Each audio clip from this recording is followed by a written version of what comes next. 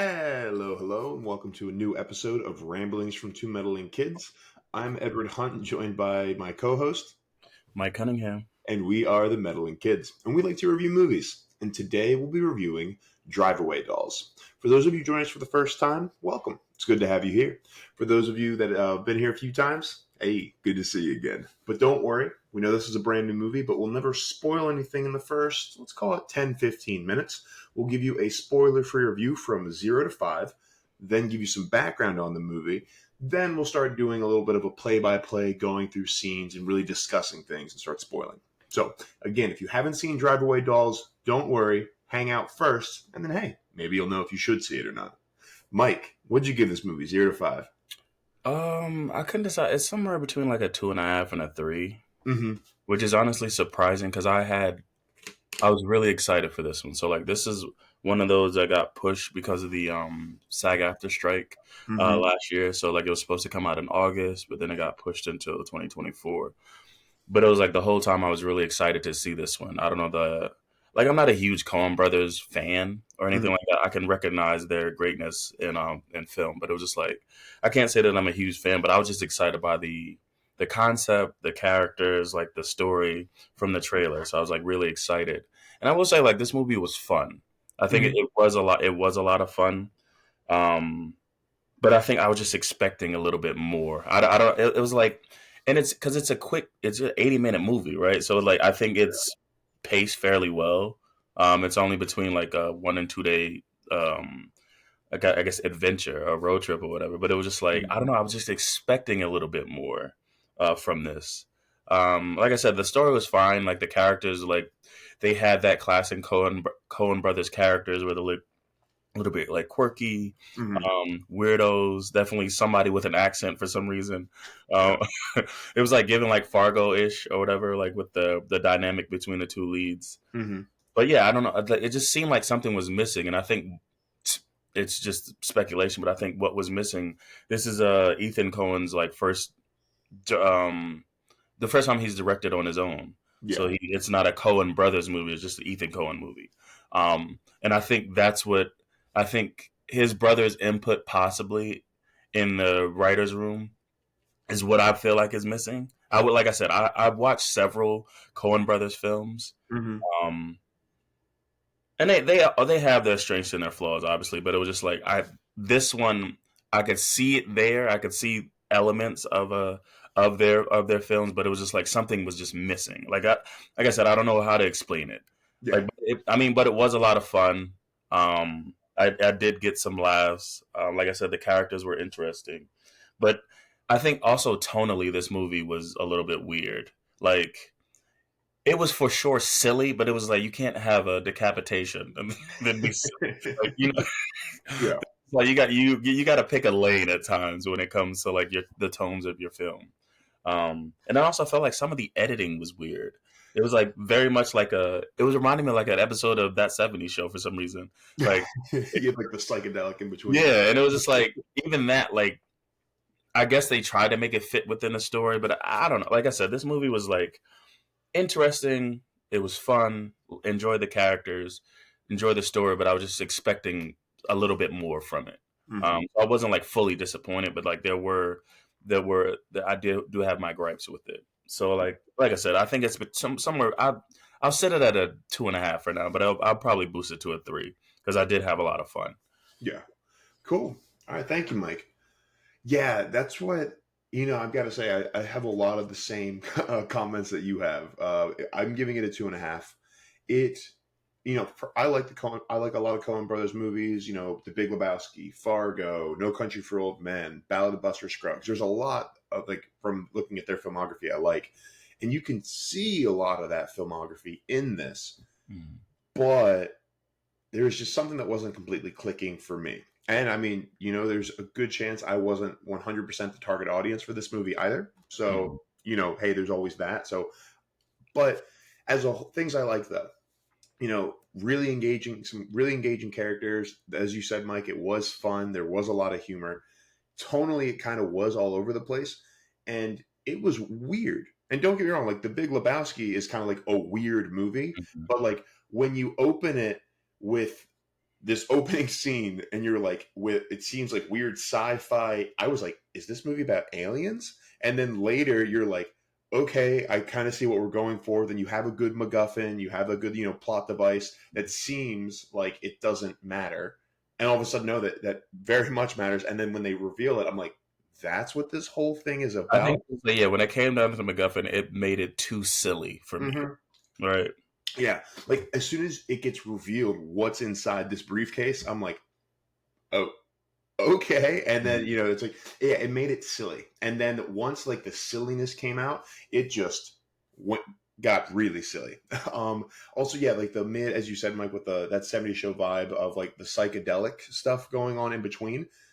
When I saw the first psychedelic, little cut interlude, I was like, what's going on? And then later they do actually kind of tie it all together. And I was like, okay, I'm glad they tied it together. But it still was like, so much of it kind of took me out of it. Even So like one thing about that, just to, I think you're going to move to something else, but it was like with the psychedelic scene, I assumed initially that it was like a kind of like a cut from like an actual like sex scene. So like rather than showing you the sex scene, it was just like kind of these psychedelics, and it was like you kind of get the gist of what's happening, but you're not allowed to see it. Yeah. So that's what I thought it was initially, but it was like, no, we opened up on like very like, I don't want to say graphic, but like very kind of in your face scenes involving sex. So it was just like that can't be it either. And like you said, they did bring it together towards the end, but it was just like all right, okay, okay, yeah. And then even like some of the other scenes in between were just like, that didn't fully make sense. Like, I guess this isn't a spoiler. There was a weird, like, bowling alley style animation of a pizza going on for a little bit. And I was like, okay, I saw a lot of like the Big Lebowski in that, which, again, I really liked the Big Lebowski, which had like some of the bowling animation and stuff going. But it just, with all the weird editing, it kind of just took me out of parts of it. And even like some of the other editing, like they even had like the whole screen bouncing or other things. And I'm like, like I've played with those effects on Apple Movie, you know what I mean? PowerPoint, yeah, on like PowerPoint when I was like a kid. So I'm just like, but I think, it might have been because, it was just Ethan Coen and his brother wasn't involved in this too, just to kind of bounce more off one another. But as a whole, I mean, there were times I was laughing out loud in this movie. There were times where I, really enjoyed and like parts of it for sure. So I could kind of see this being like a new stoner cult hit kind of movie. But as movies go, from like the plot makes sense, it's not as random, things kind of going through, I'm giving it 2.5. But yeah, I could really see this being like the new, hey, let's smoke some weed and put in drive-away dolls, kind of like Super Troopers, kind of like, Big Lebowski, there's some, granted the Big Lebowski is like legit, like I love that movie. But yeah, so 2.5 out of 5 for me. There were definitely a lot of positives to go see it, but it just kind of got lost in the sauce. Yeah. All right, let's get some background on this thing. So I know we said Ethan Coen is the director, and normally he's with his brother. But what else we got? Yeah, so the release date, Drive-Away Dolls was released on February 23rd, 2024. The runtime is an hour and 24 minutes. I couldn't find anything on the budget. So I couldn't, usually I forgot usually when that happens, I try to like look at the other budgets that these directors have had. But since it's his solo work, I'm not sure if it would actually help. Yeah. But yeah, the box office is predicted about 4 million this weekend. Okay. Which I'm not. I mean, it's not that bad, but it was just like, judging from the theaters that this movie was available when in DC. I don't even know if it makes 4 million, because it was like the theater that we watched it in was like maybe 25 to 30 seats, and it was barely full. And it was like, I assume, because it only had 2 showings on Thursday, I assume it'll open up later in the weekend. But it was just like, if those are the options for theaters where your capacity is at most, you did 2 showings, 30 seats each, I assume, and it, not even a third was filled. I don't even see them possibly making 4 million. Yeah, I'm and giving keep it in mind 2 million, something like that. Yeah, and like, even my theater, I did the 5:30 showing, same theater. I think there were like 6, 7 people in it, Hmm. of the whole. And granted, it's 5:30 on a Thursday, normal work day for a lot of people, Yeah, but that's what I'm saying. still, I mean, it's hard to like since we watch it, it is very hard to judge. yeah, for Um, sure. I mean, it's always hard to judge the reaction to a film anyway. We live in Mhm. a more metropolitan area, so like you never know how to like expand that to worldwide success. Yeah. But yeah, so for right now, the predicted box office is about 4 million on its opening weekend. The Rotten Tomato score was a 71 on Okay. Thursday, but now it's dropped to 67. Okay. Yeah. So I'm feeling like and I didn't find anything for the audience yet. Yeah. Um, so it might be possible where like you said, I think the audience really enjoys it and the critics are very mid on it. Hmm. And then the genre is action, comedy, thriller. It's directed by Ethan Coen. He actually wrote it with his wife, Trisha Cook, who was Okay. also the editor. I Hmm. noticed. Um, so the cast is, and now we talked about Ethan Coen, obviously, working with his brother, Joel. They did Raising Arizona, Miller's Crossing, Fargo, Big Lebowski, No Country for Old Men. Um, And then, sorry, yeah. So the cast is Margaret Qualley as Jamie, Geraldine Vishwanathan, apologies, as Marian, Bernie Feldstein as Suki, Coleman Domingo as the chief, Pedro Pascal as the collector, Bill Camp as Curly, Matt Damon as the senator. Him coming out of nowhere was wild. All of a sudden, I was like, Yeah. "Is that Matt Damon on a It's billboard?" funny because I heard his voice, Yeah. and it's not like he has a distinct voice. He's not Mhm. like a Seth Rogen or something like that, or like Yeah. there's a distinction to either their voice or their laugh or something like that. But it was like, I mean, also I knew he was in it, but it was Yeah. just like I heard his voice through the phone, so it was like Yeah. I don't know how you're trying to hide this. Um, Joel Slotnick as Arliss and C.J. Wilson as Flint, and then the tagline is a story of two ladies going south. The South they went. Cool. Awesome. Thank you, Mike. All right. So before we get into our spoiler section of the show, a quick word from our sponsors. Hey, what's going on? I'm Edward Hunt. I'm with Compass. I'm a real estate agent. I'm in the process of changing teams. That's why it sounds a little more awkward. But yeah, I'm a real estate agent in the DMV. That's DC, Maryland, and Virginia. And really, it's all about finding the right place for you or giving any advice, resources that I possibly can. So if you need a good handyman or contractor, you need a phenomenal lender for a refinance or HELOC, or if you want advice on the DC, Virginia, or Maryland market, feel free to reach out anytime. Also, Compass is a nationwide brokerage, so no matter where you are, going down south to any of those southern states, for instance, I can find you a real estate professional there too. Also, Edward Hunt of Hunt Comics. I have Evil as a Weapon, issue 1. Would love for you all to check that out on Global Comics. My artist is almost done issue 2. He sent me the last pencils for the past 6 pages. So issue 2 is going to be coming soon, everybody. So looking forward to that too. But yeah. All right, let's get into this. So how does it open? All right, so it's about two ladies going south. So I'm sure it has some kind of normal open, right? We're talking about. So it opens with I have his name as Santos, but it also says he's the collector. Yeah. And he's sitting at a bar. He's very like on edge. He keeps looking at the door, and he's like clutching a briefcase. Hmm. And so he's checking his watch or whatever, and then like I just want to pause really quick with it. I love Pedro Pascal. Whenever I see Pedro Pascal do anything, it's just kind of like, oh, it's Pedro Pascal. I had no idea he was in this movie, so I just see it, and he's just like super like looking everywhere with the briefcase, and like it looks like a drug deal gone wrong or some kind of Mhm. crazy thing. And I'm just emphasizing that the absurdity when we is the briefcase reveal later. That's why I'm just saying, like, I see this crazy, this man, he's freaking out over it. And I'm like, all right, so this is something big. But yeah, Mhm. checking his watch, etc. And so waiter comes over, asks him if he wants another drink. He's like, no, it's been an hour. I just want the check. Yeah. Um, so he gets the check. He leaves the bar, and as he's leaving, he's being followed by that same waiter. And so he starts running, and then he runs down just a random alley, a dead end. And it's one of those things where you could tell that there was like an over heightened sense of reality here, where it's just like he's really hamming it up, like it's Yeah. Oh yeah. Santos. This character is just like really kind of over the top, being like kind of very theatrical, very dramatic. But even then, I could see that was the tone, but I'm sitting there like really down an alley, like Yeah. already in my like movie and Yeah. now mind. Like can't even a Jesus. second just like remove Yeah. myself from reality. I was just like, come on, man, you're gonna get cornered in this. Yep, there Yeah. it is.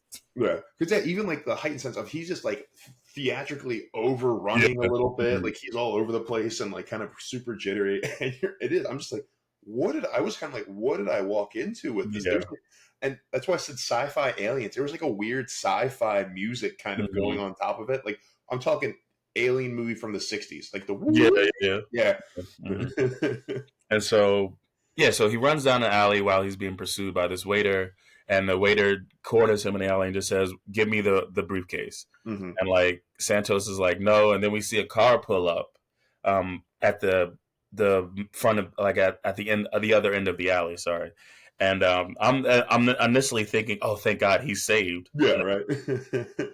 And so the waiter stabs him. Oh, maybe he was like a bartender. Sorry, not a Yeah. waiter, but I mean, he was both. Yeah, he works yeah. at the restaurant. He has the corkscrew. So he stabs him. He stabs Santos in the neck with a corkscrew, Yeah. and I was just like, "Oh God!" So you can't be this silly and then have violence. It throws me off. God Yeah. damn it! Well, even the kid, because you see it just like sticking out of his neck And a that's what, little that's what I was saying. bit. It was like, I was fine with the stab, but it was like Yeah. the camera's like lingering on it, and then he's trying Oh, to like pull it out and twisting it, and I'm just yeah. like, "Oh, come on! You can't start this silly." Yeah.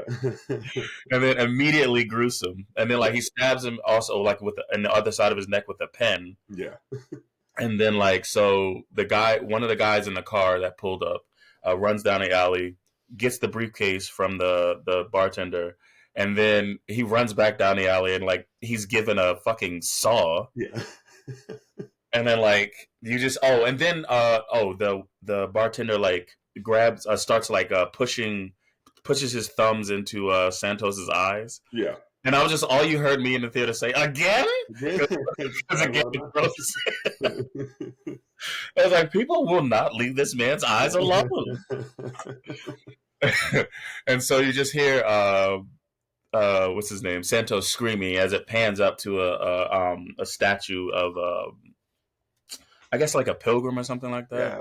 It's something. I And then, don't really know. well, I forgot to say, like when we sweep into like we get the camera panning into the bar initially, it says Philadelphia 1999, so Mhm. it's very much like a period piece.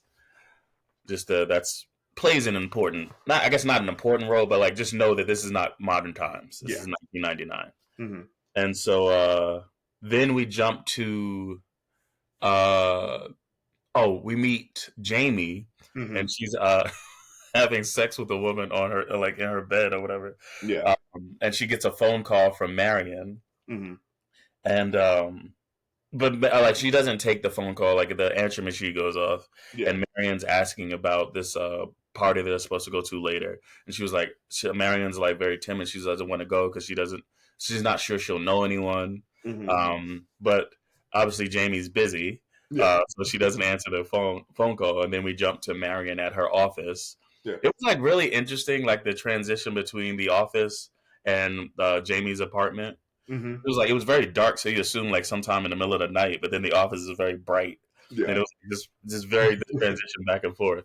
Also, something I want to it was a good point is like when the answering machine goes off, it's like, hey, this is Jamie and Sookie. We can't Cookie, come to yes, the phone right now. And it's like, we can't come to the phone right now. Everything. I was like, oh, okay, cool. These two ladies are Jamie and Sookie. I think, Mhm. yep, 100%. Good for them for having a healthy sex life. And then, Mhm. now we pan over to Marian, as you said. Yeah. Yeah, and so Marian's in her office, and like one of her coworkers comes up and like kind of invites her out to tries to like ask her out on a date or whatever. Mhm. But she's like, I have an engagement. Yeah. Like he goes, anywho, and she says, please don't use that phrase. And he was like, it's not a phrase, it's a word or whatever. Yeah. And they have this back and forth where like he asked her again about like some restaurant that opened up near his apartment, and she was like, I have an engagement. And he Yeah. was like, why do you use that word, like engagement? And she was like, are you telling me how to speak? Yeah. And he was like, would I do that to you? He was like, yeah, you just did. You just did. Yeah. You get a very good, clear look on kind of who Marian is. Yeah. In this little part. Yeah. And so back at Jamie and Sookie's apartment, they're still having sex, and then she gets another call Mm-hmm. And this time she's like, God damn it, like, so this time she picks up and she says, you can't call me when I'm in the middle of having sex. And Yeah. then like you find out on the other end, he was like, "Oh, Suki, I'm so sorry." Like, yeah, because she's and, like, "Damn it, Marian, stop calling me while I'm having sex." And yeah, oh, it's not Marian on the other line; it is Suki. yeah, the woman that she lives with. Yeah, And so Jamie tries to play it off. It was just like, "Oh, I was masturbating by myself."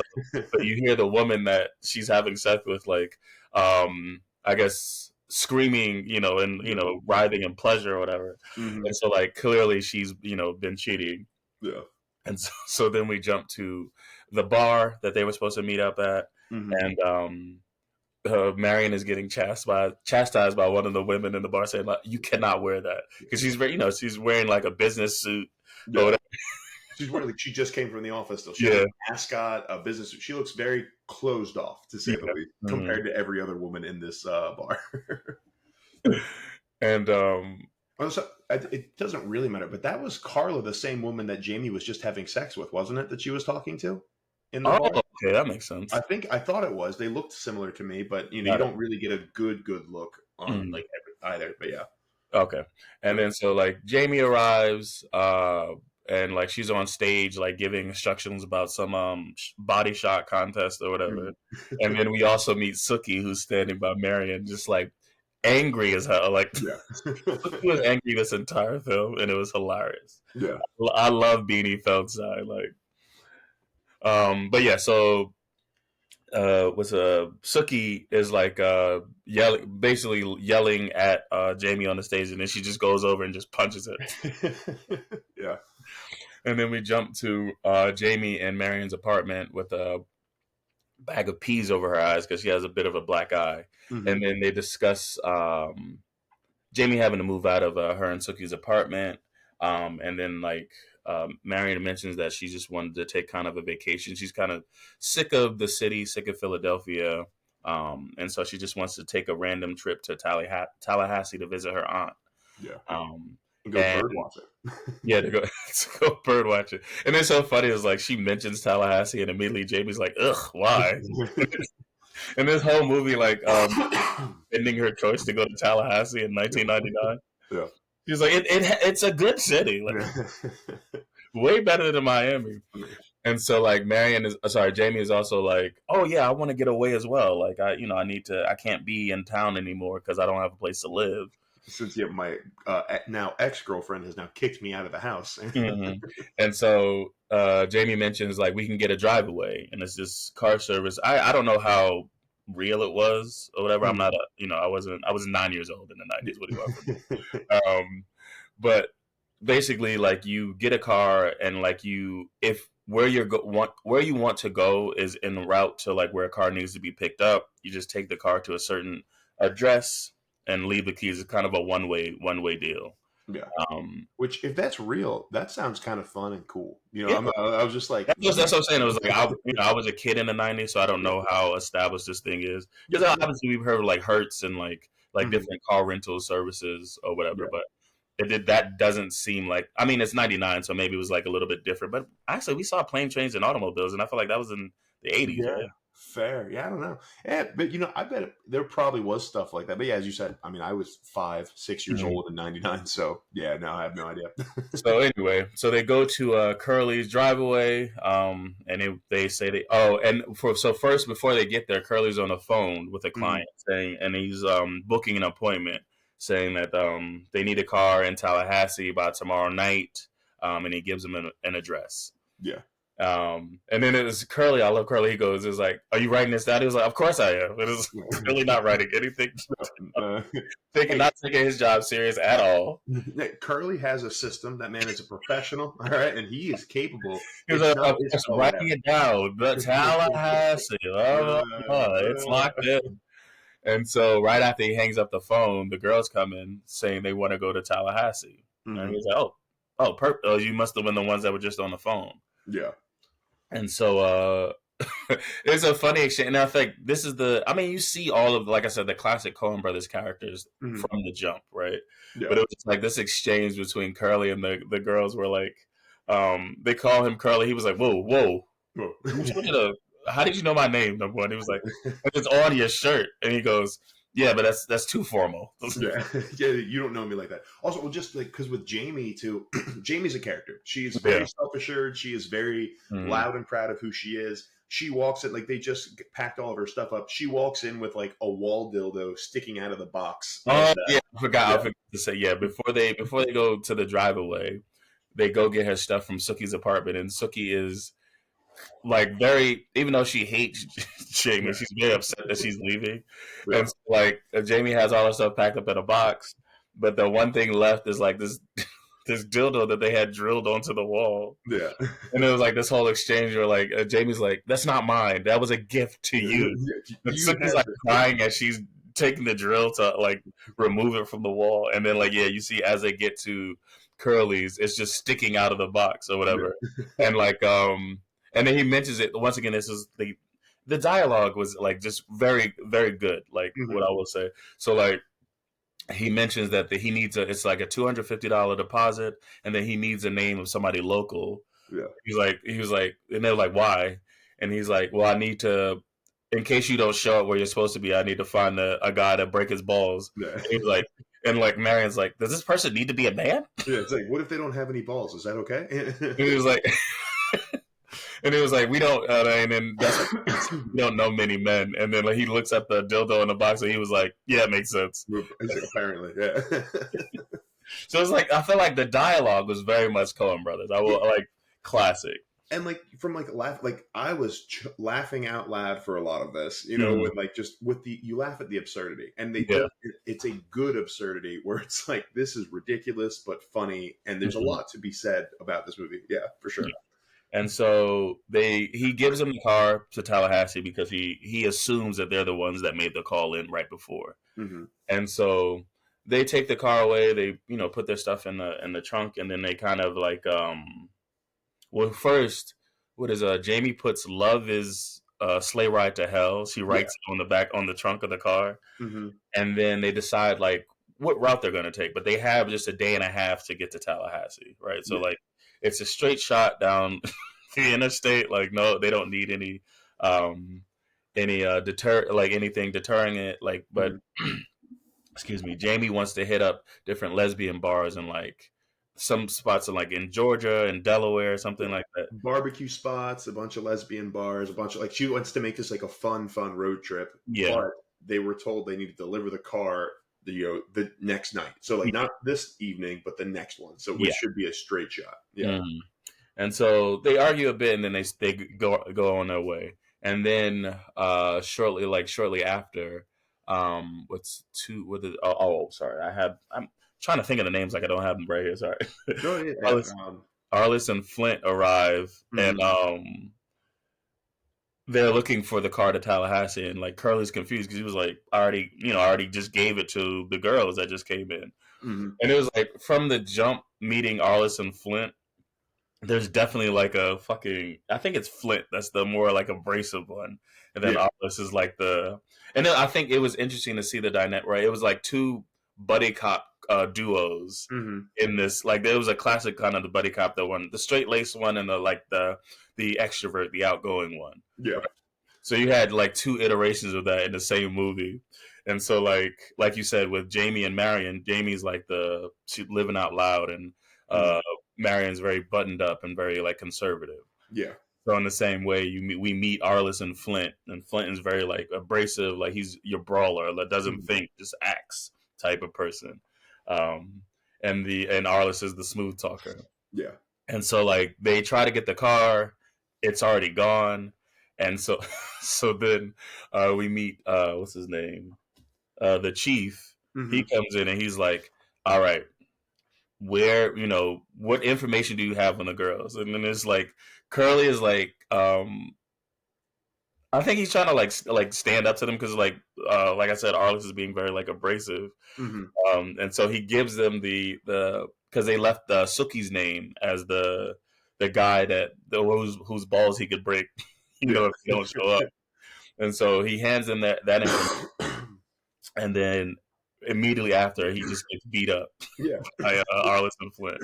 Which, not his fault, for the record. None of this is his fault. I mean, if he would have wrote some things down.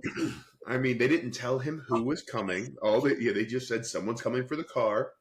He gave it to the first people that came in that said, "Hey, we're going to Tallahassee." Mm-hmm. All right, just saying.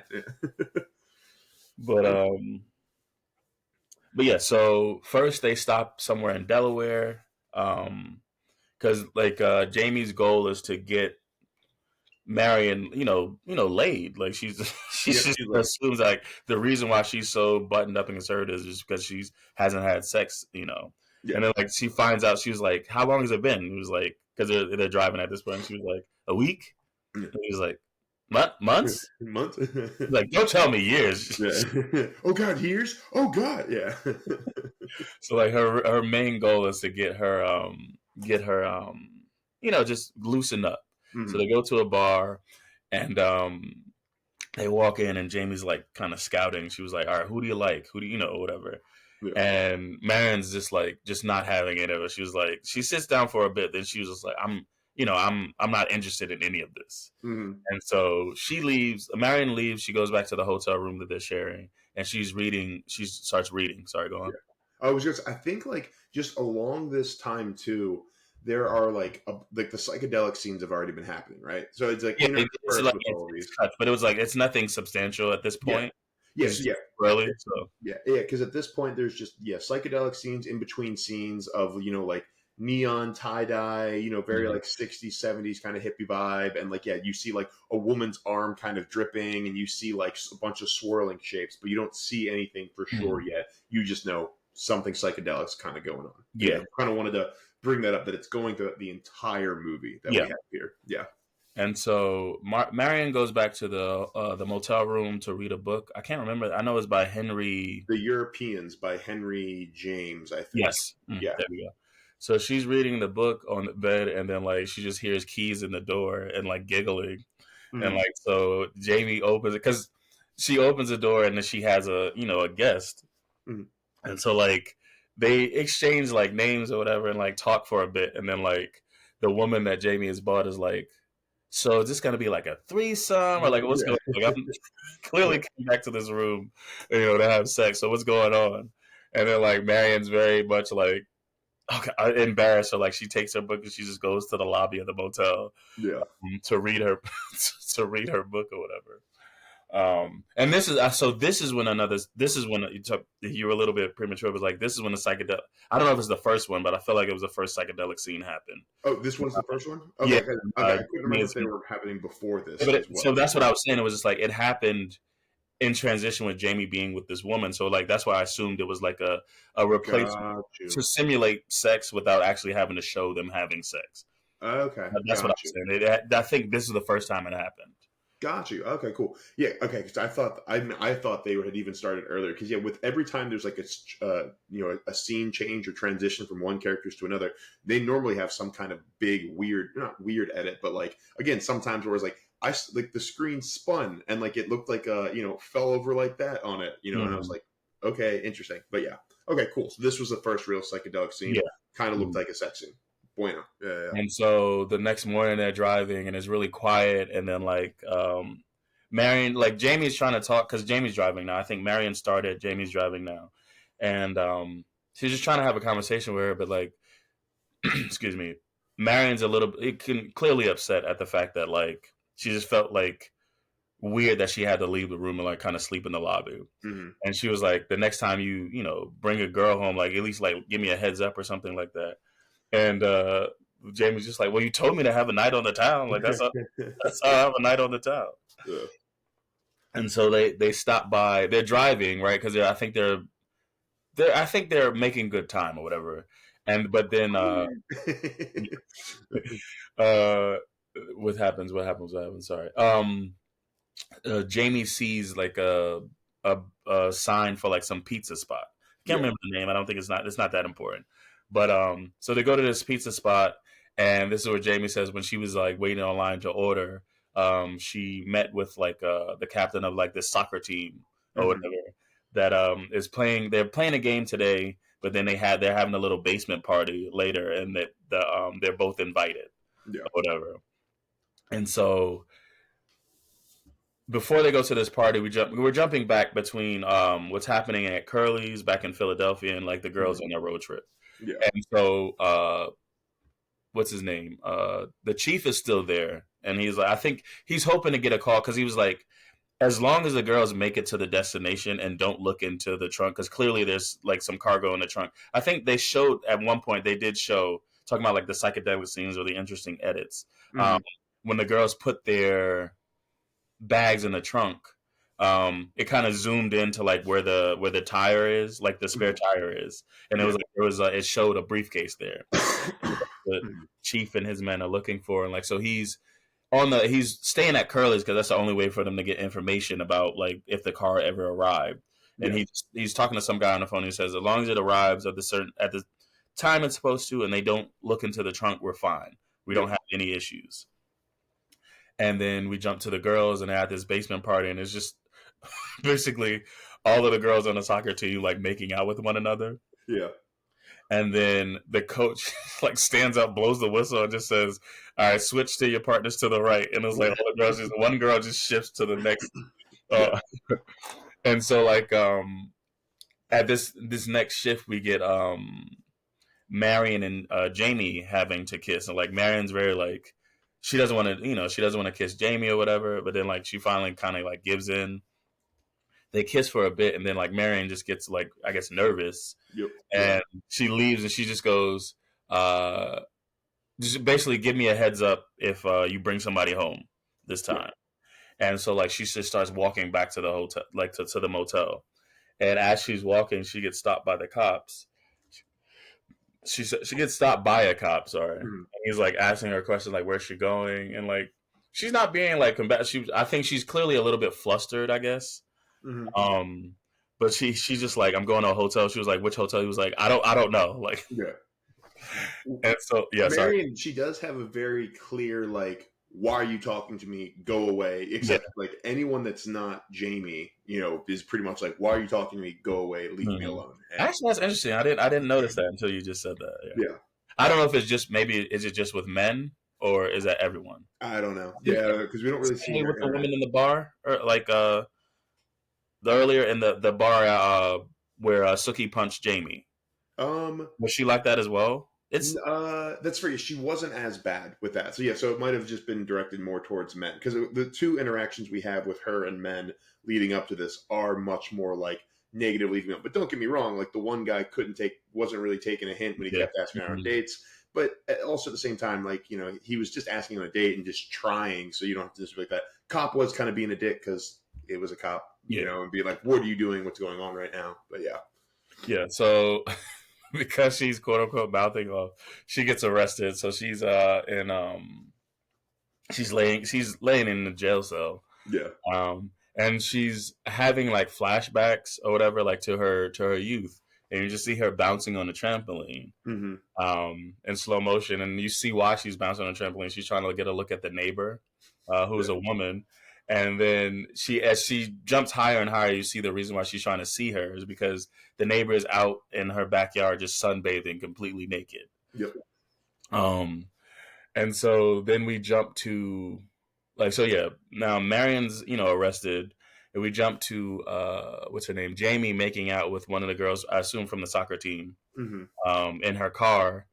And then she's just like, you know what? I'm just gonna drive you home. She sees the cop car pass, which I assume has a Marian in it. Yeah. And then she says, I'm just gonna drive you home. And the girl's like, oh, really? Yeah.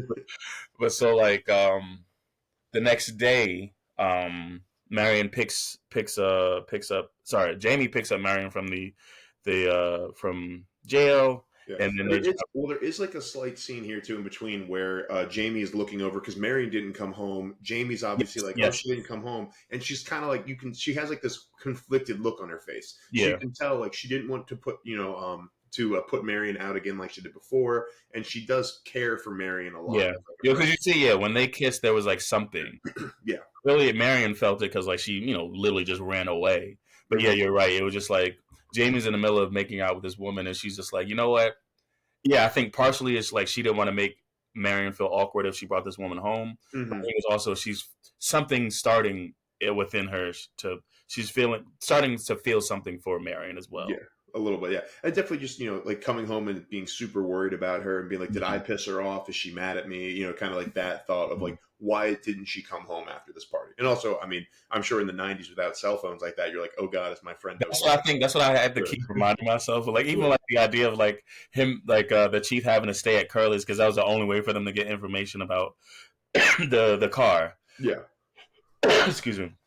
But yeah, so since it's been 2 nights now, we jump back to Jamie picks up Marian the next day from jail, and they're continuing their trip. But because it's been 2 nights, the chief, who's still at Curly's, gets a call saying that the package wasn't delivered on time. So he was like, "Okay, now we need to now we need to go to Plan B." So he hands Suki's information to Arliss and Flint to go get information from Suki about Marian. About Marian and Jamie. But also, I think he did get a call about Marian being arrested. So like now they know where she is. Yeah. Well, now they know where they are. I think before this, sorry, just jump back. While they were like when they didn't get any information about the car before they got he sends Flint and Arliss to Suki to get information. Yeah. And so fucking they break into her apartment while she's there, and Flint being the more abrasive one, like he starts to attack her. But you find out later that she's a cop, so she don't play that shit. Yeah, she just beat the crap out of him. She was beating the shit out of, and it was so funny. Like this is why I love the dynamic between Flint and Arliss, because like Flint is getting his ass kicked, and you would assume that Arliss is gonna be like trying to stop her. Yeah, he's old school. He's not going to hit you back. Just give us information. No one's going to get hurt. We just got to find the friend. The whole thing. Yeah, because she is just choking Flint with a nightstick and everything, her own baton.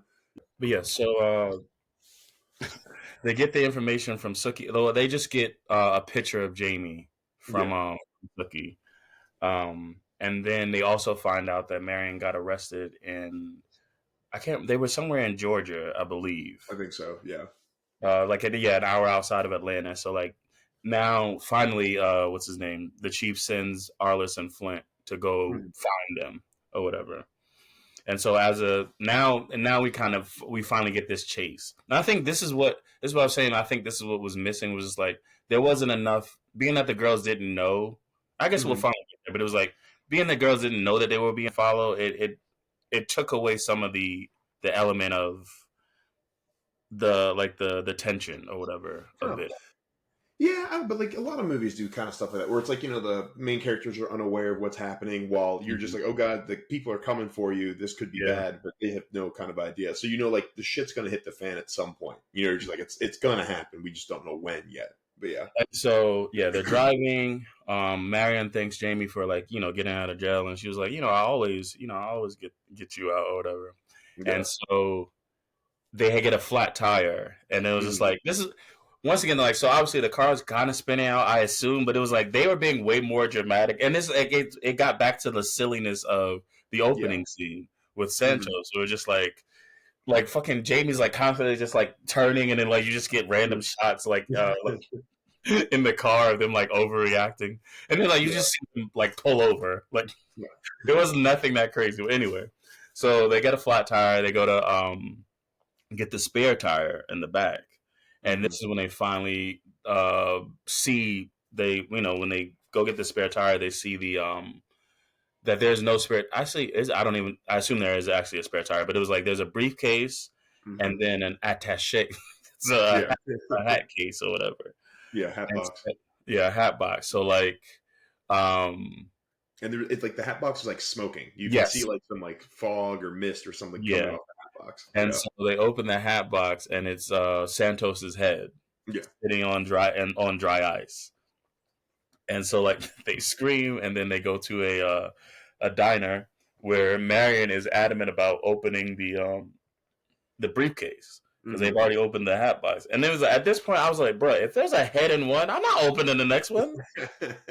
I mean, like, I might open the other one. I'm Of just course, saying. but look at who I'm talking to. Just saying, like, I'd be like, all right, I should probably see No, no, no, my brother. I didn't see nada. it. I'm not even seeing this. I'm Yeah. technically blind in my left eye. I'm sorry. Like, so when I opened it the These first time, the glasses wind hit for a my reason. I throw these shits away. I ain't see shit.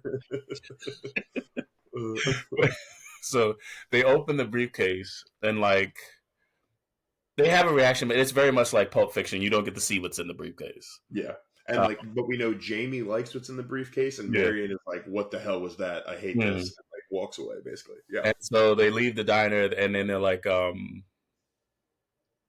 think they make a plan. So like they go check into a hotel, and like finally in Tallahassee. Yeah, Right? I think so. Yeah, I'm pretty sure at this point. Yeah. So they check into a hotel, and this is when Jamie calls Sookie. And Suki's like, "Oh, did the guys find you or whatever?" Mm. And she obviously Jamie doesn't know what she's talking about. And then Suki. Oh, and then we also jump. Sorry, before she calls. Oh no, when she calls Suki. Suki's at work. She's a cop. Yeah. And like just once again, Beanie is just a comedic genius. But so she's like working the cells at the police station, and this guy is like one of the guys in the jail cell is like, Officer X said I could talk to my attorney. He was like, oh, talk to your attorney. Who's running this stuff? Who the fuck is running this shit? Get the fuck back in the jail cell. Yeah. But yeah, so this is while she's at work. Jamie calls her and tells her like to go check, like something's going down, and you need to go to Curly's. It was like, if you don't believe me, go to Curly's and find out information about the cargo that was in this car. Mm-hmm. And she was like saying it'll be the case of the year, like some shit like that.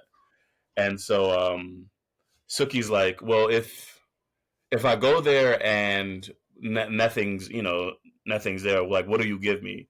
Yeah. And Jamie says, I'll take the dog, because like when they left initially, Suki told her to take the dog that they share, but Jamie kind of refused because she didn't have any place to stay. So how could she take the dog? Yeah. And so they're in the hotel room. They get more ice for the head. Yeah. And then this is where we see, as they're in the hotel room or whatever, we see Flint and Arliss make it to Georgia, where what's her name got arrested. And so they go visit the soccer team or whatever, because like I think somebody from the soccer team helped bail Marian out. Mm-hmm. And so they try to get information. And this is also where you get, goddamn, it was a little bit before. But as they're driving down, Arliss is giving Flint a lecture about like his like how he operates or whatever. Because Flint, at this point, after the exchange with Suki, he has a fucked up nose. Yeah. There's a bandage over his nose and like a napkin in it. And so like Arliss is really giving him the business about, like, this is why we can't get anywhere. Like, you're always like so abrasive.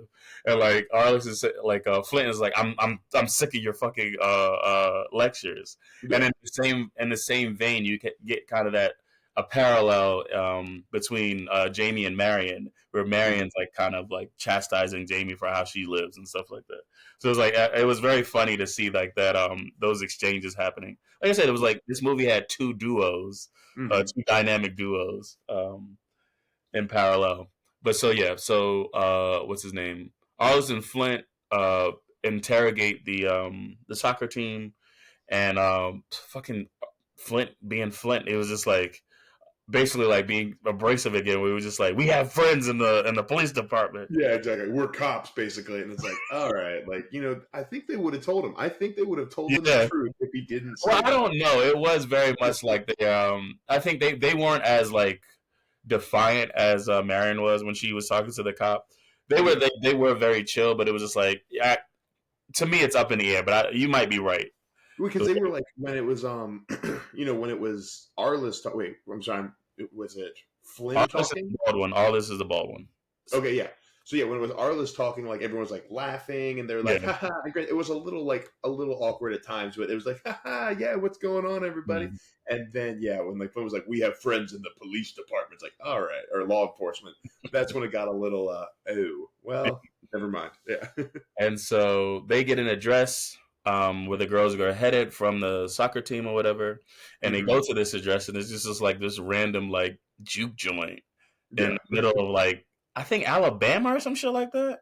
Something, yeah, I can't fully I remember don't what know it what it was. was, but it was Yeah. like states over. Hmm. Um, and they try to talk to this guy, but he's like very, very country, very, very southern. His like Hmm. accent is thick.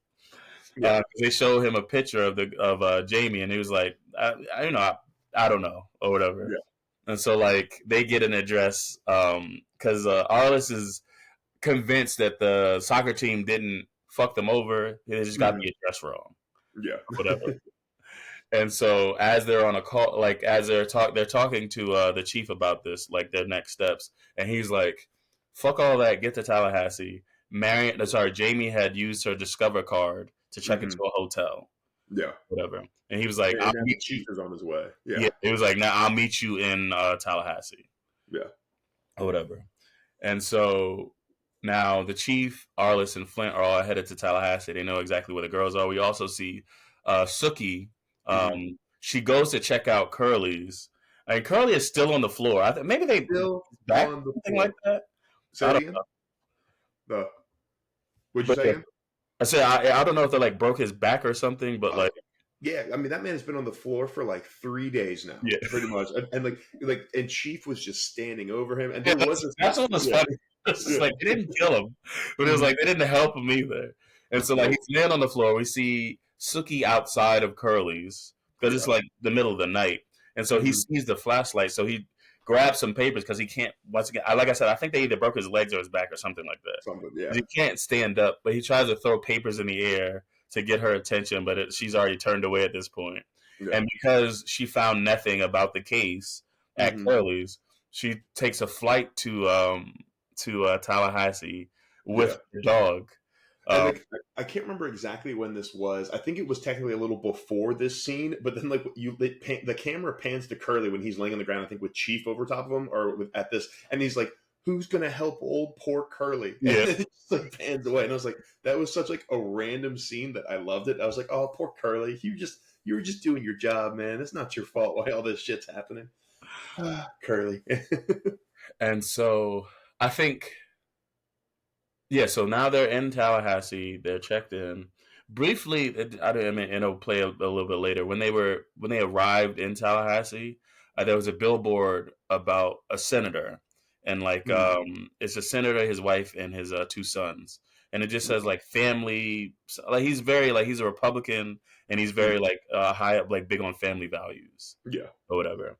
And we find out. I think we find out that this is who that's who the chief was talking to.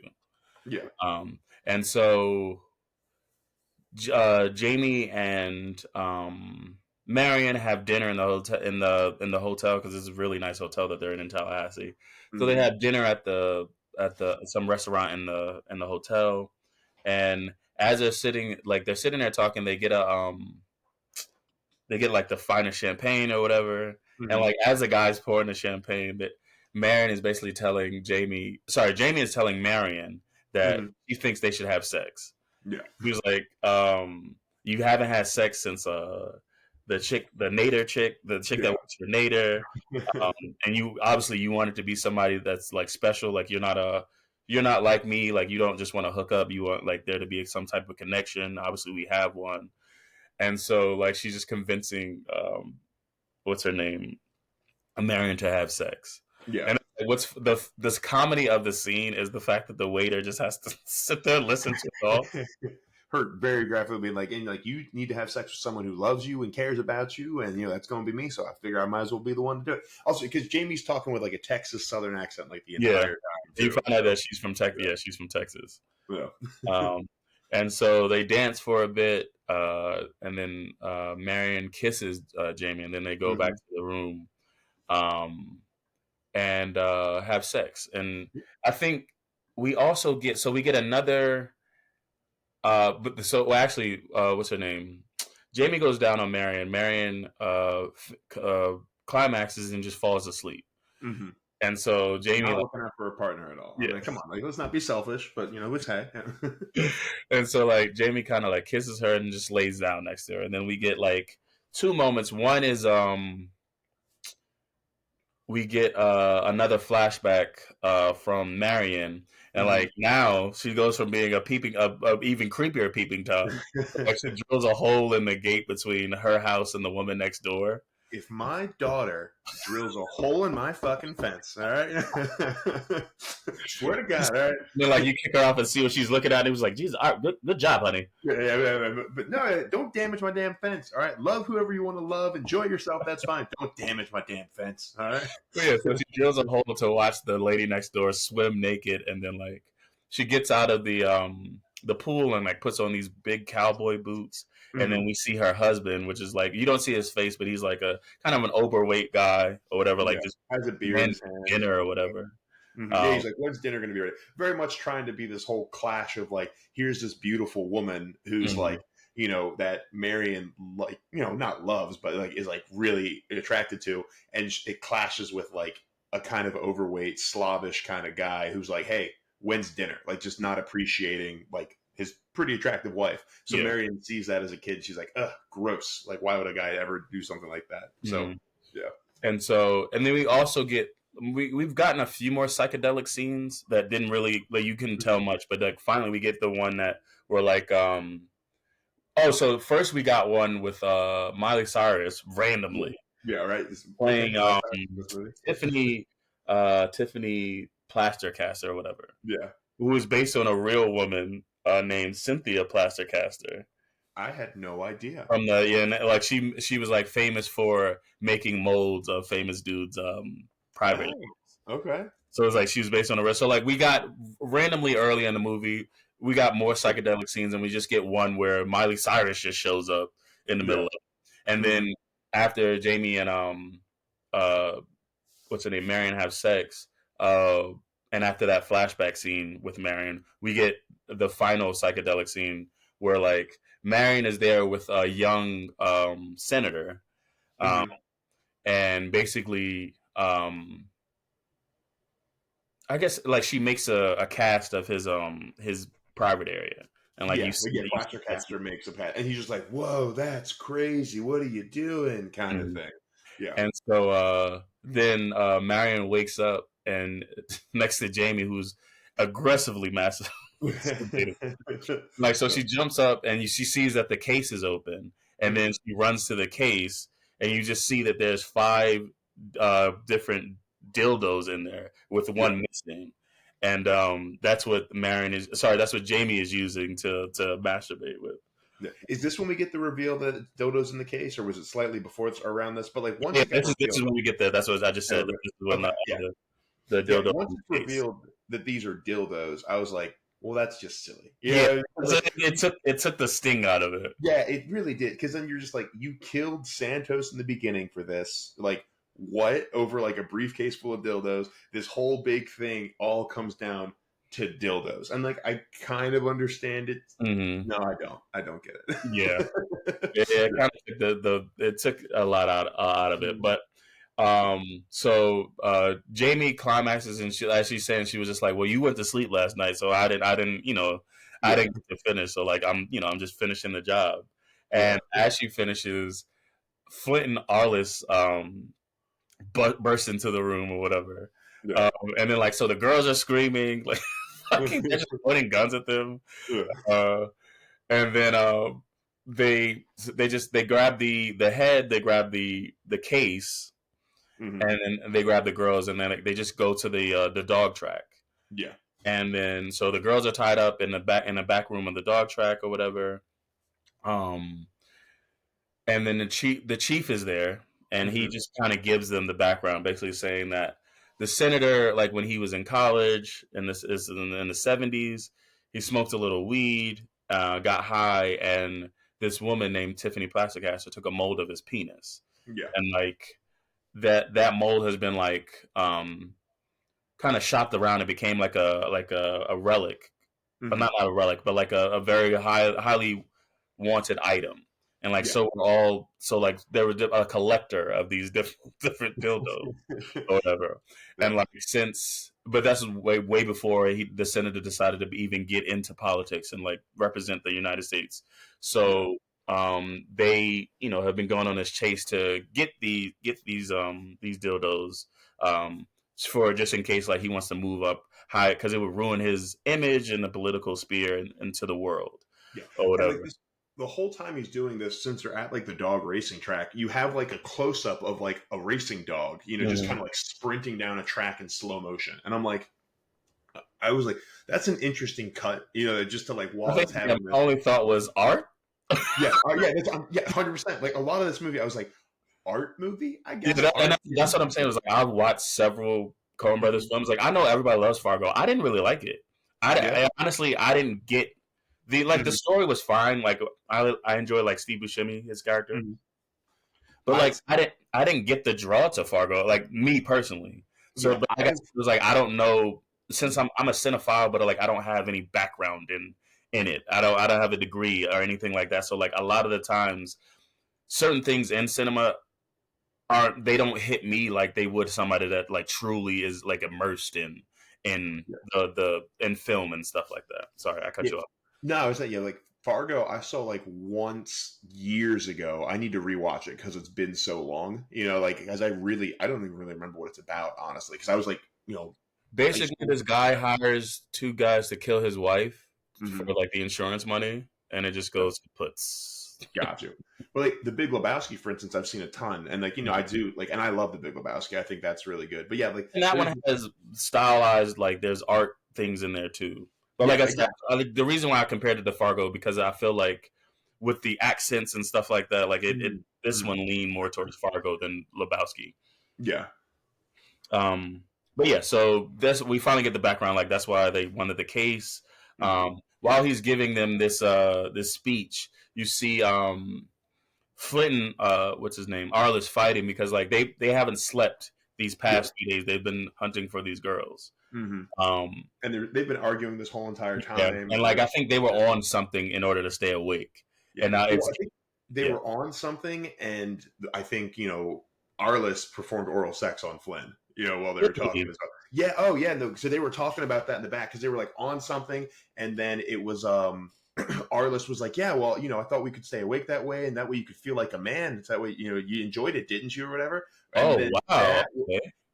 That was when Flynn freaked out. Okay.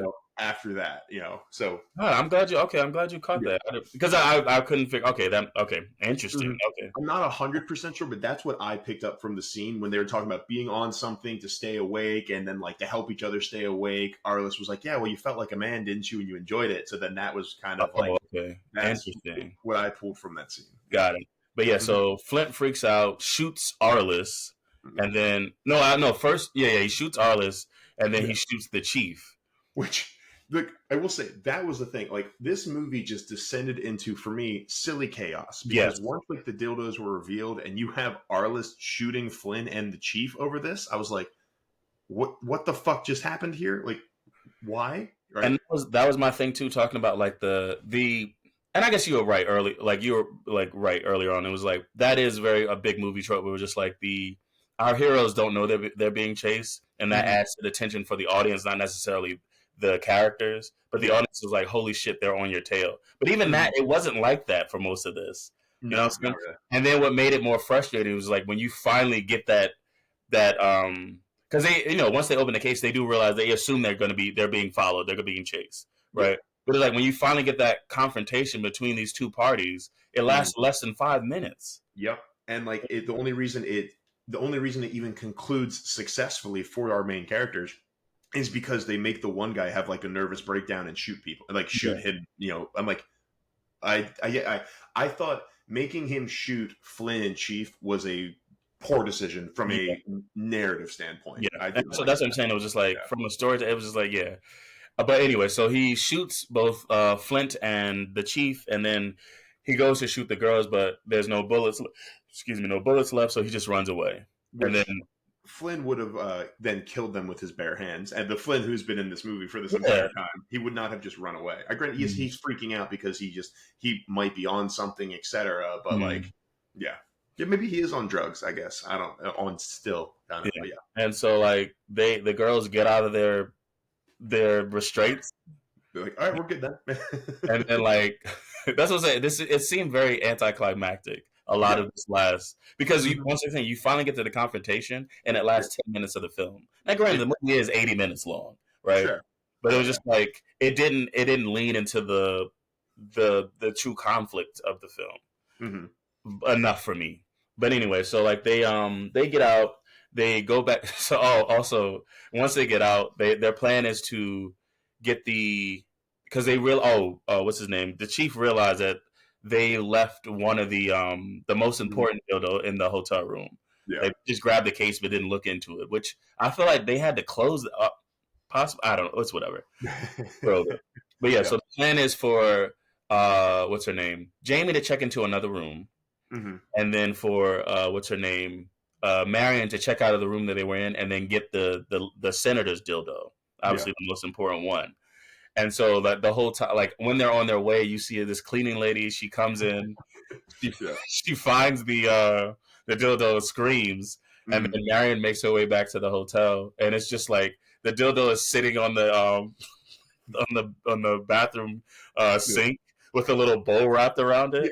Yeah. Like there's like a little red ribbon wrapped around new toilet paper, toiletries, and the dildo. It was like because I thought maybe they were going to add more conflict where like not that there's no way for the cleaning lady to realize whose dildo it was. Yeah. But like to like just take it and now they need to go on this run to find the dildo or some shit like that. Like, but nope, just wrapped up in a nice little bow like the story, I guess.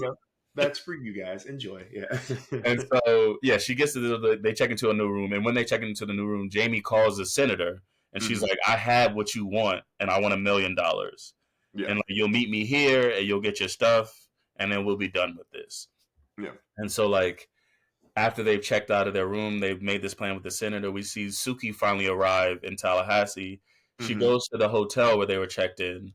But they've already checked out. She does, like and so then we get the final scene, or one of the final scenes, with the senator at this gay bar. Well, before this, when they're at the new hotel, Marian and Jamie have sex again, and then Marian is like, "I want to have sex with the senator's penis, or I want to use the senator's penis." Sorry, I did not mean to rush. I'm trying to get to the end of this movie. Yeah, but it's like another like okay, so they have like you see that Jamie has the art supplies. She grabs it's like, I want to use the penis. So then she goes and just grabs it. And then, they don't show it, but it's just, but even more of like the development of that relationship. I think kind of they have here. Yeah. Thank you. That is very important that you brought that up. So then we get the senator. He's in a lesbian bar, sitting in a booth by himself, clutching another briefcase. Very similar. Just as awkward as the other guy. Opening scene. It was like, I think from style wise, from a cinematic type of standpoint, I did enjoy like the parallels between the opening and the conclusion. I thought that was cool. Yeah. But yeah, so he's like looking at the door, checking his watch the same way Santos was. The girls step up like to him, and he's like, "Who are you?" And Marian just says, "Democrats." And I was just like, it's funny, but then I was like, "What?" Yeah. And so they sit down. They make several. They talk for a bit. And then they just give him the briefcase. Yeah.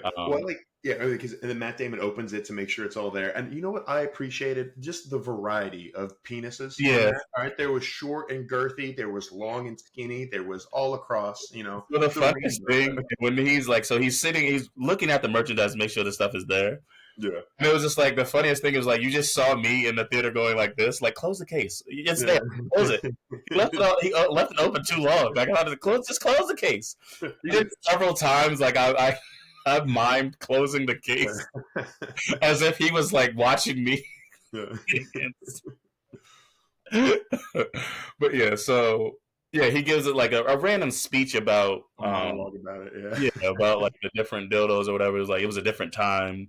Yeah. whatever. And then He's like, like, so what do you people do? Just take advantage of guys like us, yeah, like CEOs, tech experts. What do? You feed on us. And they're like, so you're talking about dildos, for the record. This is a very dramatic monologue yeah. about dildos.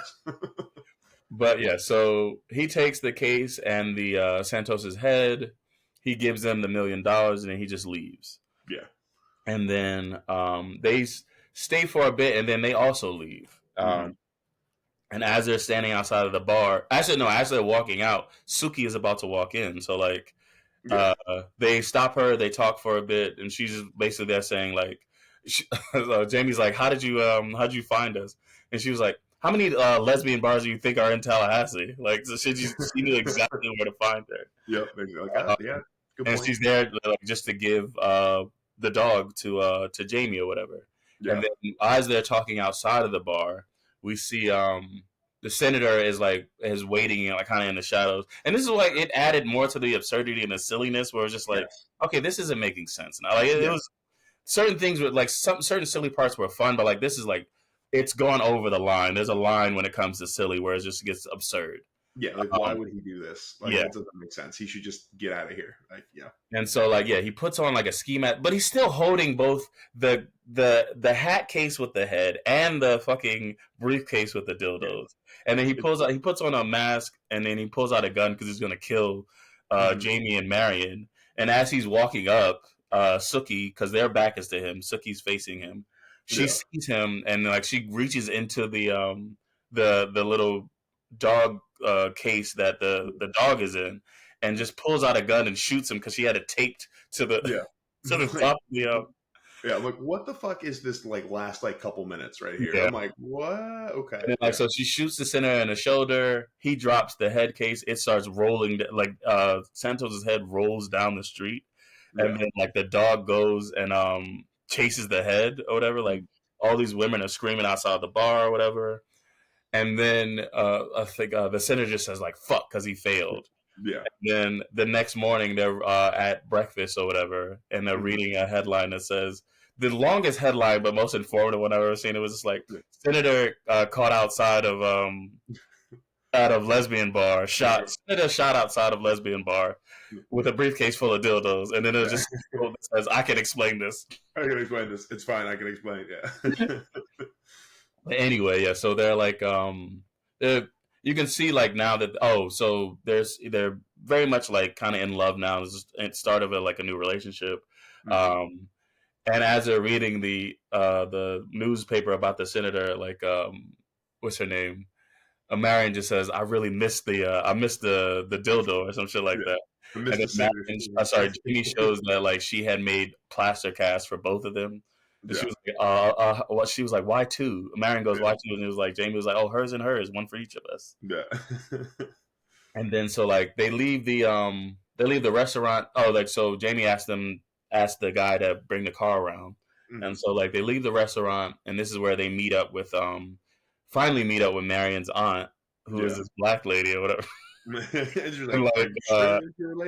Yeah. And then as they're right before they actually talk to the aunt, Marian tells Jamie that her aunt is very conservative, very like religious. Yeah.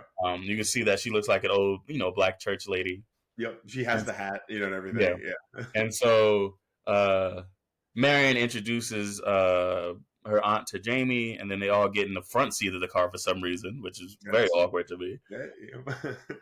I know it's the 90s, but it just makes sense. Yeah, just the whole like go across instead of seats. Cars used to be like that. That was the thing, I guess. And so as they're sitting in the car, the aunt asks, "Was like, Jamie, are you gonna stay? Are y'all gonna be staying long?" And she says, "No, we're gonna be heading up to Massachusetts." And she was like, "Wow, why up there?" And Jamie just says, "Well, that's one of the few places where women can get married." And the aunt goes, "To each other?" Yeah. And Jamie says, "Yep." And she goes, okay.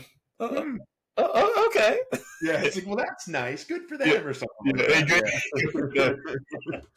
And then they just drive off. Like Marian's a little bit mortified because it's like once again she just said that her aunt is very very religious. Yep. And so her aunt literally has like I have seen like conservative like Christian women have that exact same response. Like, well, like, bless your heart, isn't that nice? Well, they're Yeah, like, what the fuck? Oh my God, yeah, what the hell? They're like, that's so good for you. Yes, absolutely. yeah. And so, what happens? What happens? What happens? What happens? Oh, the Oh, yeah. bellhop runs out. Huh? Sorry. The bellhop runs out because they're Yeah, so driving they away. drive off, and then the bellhop runs out with the bag that Yeah, had the dildos in it. He looks at it, and he's like, "The fuck!" And then he looks directly into the camera, yeah. and then that's the end of the movie. And that's the end. And that is Drive Away Dolls, with the only slight difference being I think they have like a pan to a wall that says Drive Away Dolls, and then like the sign falls off Drive Yeah, Away the doll part, and it says Drive Away Dykes. yeah. But yeah, and that is the movie. Yeah, what we always like to do is revisit our original review. So, Mike, you gave it a 2.5 out of 5 when we started. What are you doing? I'm gonna push it to a 3. Like I said, I Okay. did have a lot of fun. It did make me laugh. Like I said, there were a few weird parts, but I think the purpose of the movie was to be fun and not to be taken serious. So I'm gonna lean into that Okay. and boost it up to a 3. Cool. I'm going to stick with the 2.5. I completely agree with you. And I'm going to say I wouldn't be surprised if I watch this movie again when it gets released on Yeah, streaming. I can see it. It's an entertaining movie for sure. But it's like, just like I wouldn't necessarily say other movies are, that are made more for satire and goofiness. I'm not going to necessarily give them as high of a review as well. I'm sticking with my guns, 2.5 out of 5. I'm being pretentious. But yeah, so thank you so much for listening, everybody. We are the Meddling Kids. If you'd like to reach out to us, you can find us at 2meddlingkids on Twitter and Instagram, or you can email us at 2meddlingkids@gmail.com. Mike, how can they reach out to you? On Instagram at Days from Legendary. Nice. And if you'd like to reach out to me, I am at EdHunt77 on Twitter and Instagram, and Hunt.comics is my Instagram and TikTok handle. See you next week with a brand new movie. Got y'all. Bye.